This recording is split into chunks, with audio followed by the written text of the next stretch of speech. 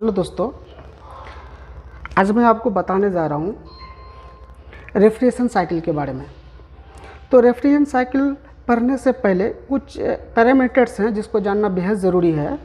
अगर वो नहीं समझेंगे तो आपको रेफ्रिजरेशन साइकिल जो है समझ में नहीं आएगी। लेकिन इससे पहले मैं कल जो एक वीडियो इसमें बताया था, मोड ऑफ हीट ट्रांसफ़र बताया था, मोड ऑफ हीट ट्रांसफ़र, जिसमें आप लोग देखे होंगे कि पहला पॉइंट मैंने क्या बताया था कि कंडक्शन, दूसरा बताया था कन्वेक्शन, तीसरा बताया था रेडिएशन। ये तीनों टर्म्स अगर जो भाई नहीं जानते हैं, अब वो पीछे वाले वीडियो में जाके मेरा देख सकते हैं कि आखिर वो क्या चीज़ है। तीनों चीज़ कुछ टर्म होता है खास, सपोज कि सब कूलिंग, सैचुरेशन और सुपर हीटिंग क्या होता है।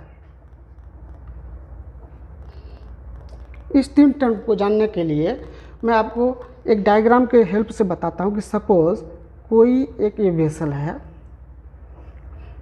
इसमें वाटर रखा हुआ है और हम कोई ऐसा एक थर्मामीटर इसमें डालते हैं।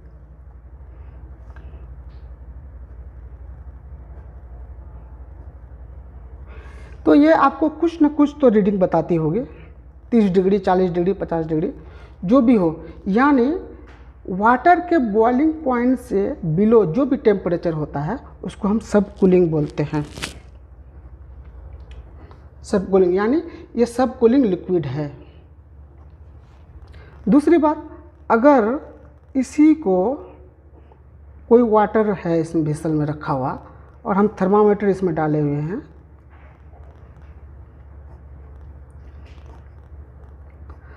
अगर इसका बॉइलिंग पॉइंट 100 डिग्री सेंटीग्रेड है तो ये मेरा सैचुरेशन है, सैचुरेशन लिक्विड।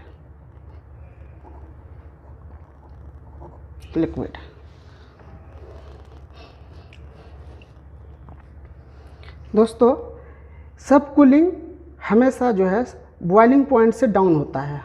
सब cooling, saturation,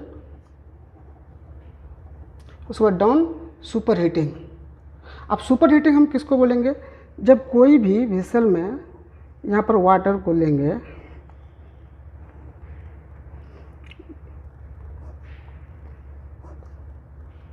suppose 110 degree centigrade है, यानी मोर देन बॉइलिंग पॉइंट, तो ये मेरा सैचुरेशन कहलाएगा, सुपर हीटिंग कहलाएगा।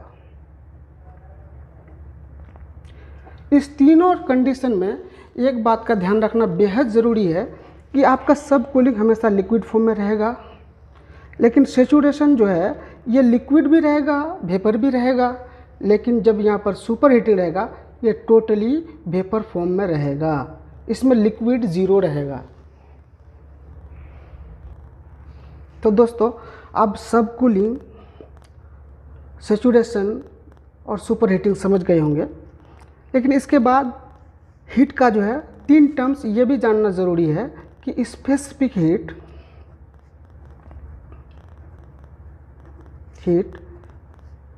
सेंसिबल हीट और तीसरा लेटेंट हीट किसको बोलते हैं।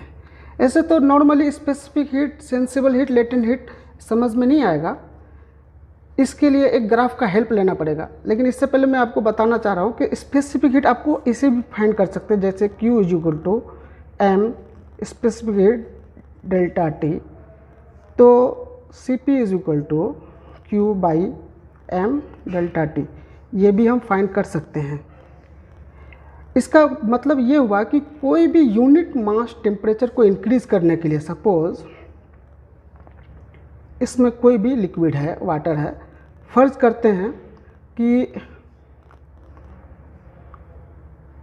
इसका अभी 30 डिग्री सेंटीग्रेड है, इसमें यहाँ पर हम हीट दे रहे हैं, तो 30 डिग्री से इंक्रीज करने के लिए यूनिट मास मतलब 31, 1 डिग्री सेंटीग्रेड इंक्रीज़ करने के लिए जो हीट की ज़रूरत पड़ेगी उसी को हम स्पेसिफिक हीट बोलेंगे, स्पेसिफिक हीट बोलेंगे। अब ये जानते हैं कि सेंसेबल हीट क्या होता है।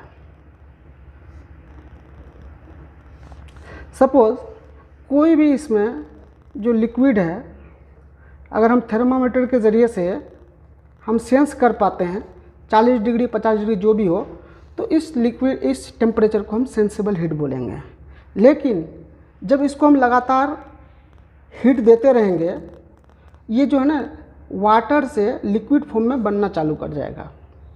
जब इनका बॉइलिंग पॉइंट 100 डिग्री सेंटीग्रेड आएगा, उसके बाद आप कितना भी इधर हीट देते रहेंगे, ये 100 डिग्री से इंक्रीज़ नहीं करेगा।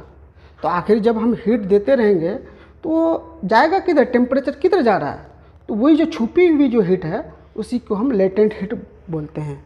अब उसको अगर हम ग्राफ में अगर समझना चाहेंगे दोस्तों, तो आप देख सकते हैं यहाँ पर ये टेम्परेचर हो गया, ये मेरा हीट हो गया। सपोज़ हम किसी चीज़ में हीट देते हैं 10 डिग्री, हम यहाँ पर 0 हो गया, हम थोड़ा सा हीट बढ़ाते हैं। जब हीट हम बढ़ाएंगे यहाँ तक आएंगे तो मेरा टेम्परेचर भी इंक्रीज़ करेगा, तो ये पॉइंट मेरा यहाँ आएगा।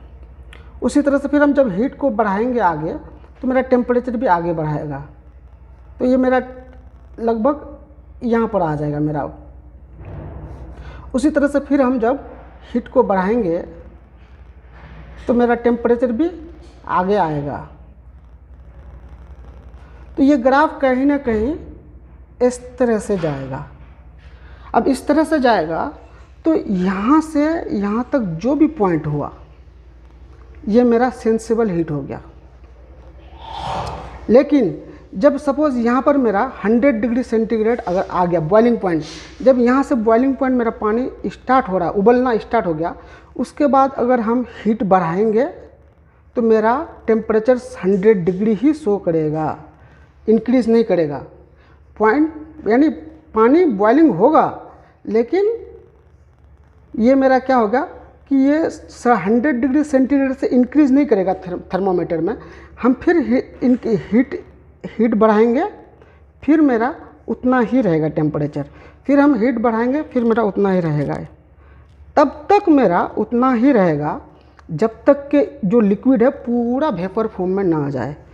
तो अब आखिर तो हम तो यहाँ हीट दे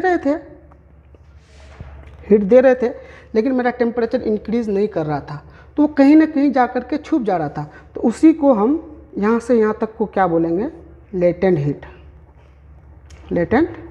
हीट।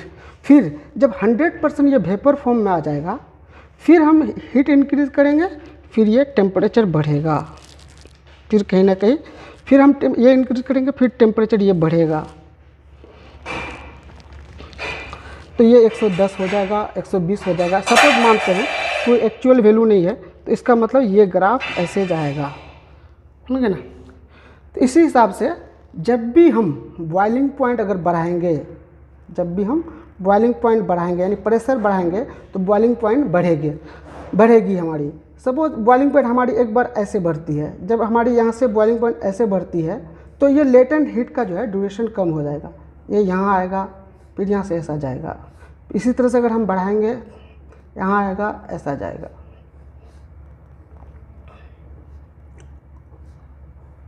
तो ये कहीं ना कहीं जा कर के एक यहाँ पर लास्ट पॉइंट आ जाएगा, और जहाँ पर हम तुरंत पानी डालेंगे और तुरंत वेपर फॉर्म में बन जाएगा। तो इसमें आप देखते हैं कि ये ग्राफ ऐसे बनता है। ये मेरा क्रिटिकल पॉइंट, इसको हम क्रिटिकल पॉइंट बोलते हैं। अब यहाँ पर देखेंगे, यहाँ पर अभी इस ड्यूरेशन पे पानी जो है, वाटर जो है पूरा लिक्विड फॉर्म पे है, लेकिन यहाँ पर जो है वो बॉइलिंग पॉइंट आ गया 100%, 100 टेम्परेचर आ गया, 100 डिग्री सेंटीग्रेड। तो यहाँ से मेरा बॉयल होना स्टार्ट हो गया। अब यहाँ जब देखेंगे तो शायद 10% मेरा वेपर रहेगा, 90% पानी रहेगा। फिर यहाँ पर देखेंगे तो 50% वेपर, 50% पानी होगा। लेकिन जब यहाँ पर आ जाएगा तो यहाँ पर 100% वेपर ही रहेगा, नो लिक्विड बचेगा, यहाँ पर लिक्विड ख़त्म। अब उस वेपर को हम फिर से हीट करेंगे, तो वेपर जब 100% वेपर हो जाएगा तो वो हीट होगा, उससे टेम्परेचर इंक्रीज़ दिखाई देगा। लेकिन जब तक वाटर और वेपर का मिक्स रहेगा तब तक मेरा जो है हीट कहीं ना कहीं जाकर के छुप जाएगा, वो पता नहीं चलेगा। उसी को हम लेटेंट हीट बोलते हैं। लेकिन जब यहाँ से बॉइलिंग पॉइंट से जब ऊपर जाएगा हीट तो इसको हम बोलते हैं सुपर हीटिंग, सुपर हीटिंग बोलते हैं। अब यहाँ पर जो है जिस पॉइंट को बोलते हैं इसको हम सेचुरेशन लिक्विड बोलते हैं। इस पॉइंट को, ये पॉइंट को हम सेचुरेशन लिक्विड बोलेंगे और इस पॉइंट को हम सेचुरेशन वेपर बोलेंगे। लेकिन जो बीच में रहेगा ये वेपर लिक्विड, ये वेट वेपर बोलेंगे इसको हम, वेट वेपर, जो पानी यानी लिक्विड और वेपर का मिक्स रहे, दोनों रहेगा, इस वजह से इसको हम वेट वेपर बोलेंगे।